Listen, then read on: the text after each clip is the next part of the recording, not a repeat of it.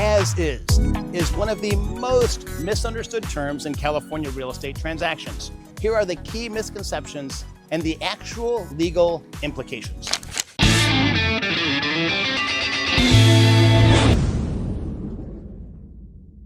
So let's start about the most common misunderstanding.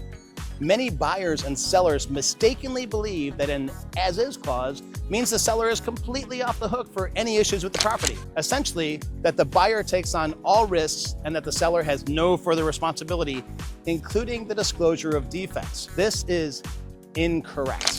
What as-is actually means? It means the buyer accepts the property's current condition, with no guarantee or promise from the seller to make repairs or improvements. The seller is not obligated to fix anything that is discovered, but the buyer can still ask for repairs or credits after inspections. The seller just isn't required to agree. Now, the most critical legal point is that as-is does not relieve the seller of their legal duty to disclose all known material facts and defects affecting the property's value or desirability. California law is crystal clear. Sellers must disclose issues like roof leaks, foundation problems, or any other known defects, even in an as-is sale.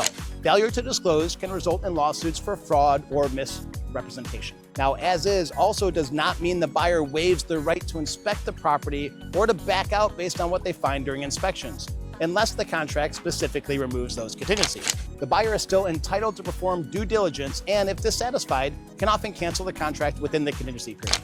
So, why all the confusion? Let's go colloquial versus legal use. In everyday language, as-is often used as shorthand for the seller won't do repairs. Legally, however, it simply clarifies that the property is being sold in its current state, but does not alter disclosure obligations or eliminate inspection rights. Some listings emphasize as-is to deter repair requests, but California's standard purchase agreement already includes this language for all resale homes. This can lead buyers to believe some homes are as-is and others are not, which is not accurate. So here's the key takeaways for buyers and sellers. Sellers must always disclose known material defects, even in as-is sales. Buyers should always conduct thorough inspections and understand they can request repairs or credits, though the seller is not obligated to comply. As-is does not equal no disclosure or no recourse for hidden defects that the seller knew about. The term does not remove the buyer's right to cancel within contingency periods if new issues are discovered. So, if you're a seller, disclose everything you know. If you're a buyer, inspect thoroughly and understand your negotiation options.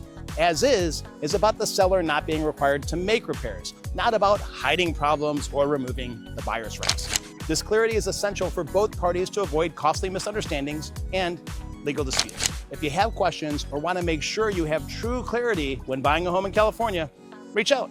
I'm Keith Walker, here to educate and navigate, not speculate and fabricate.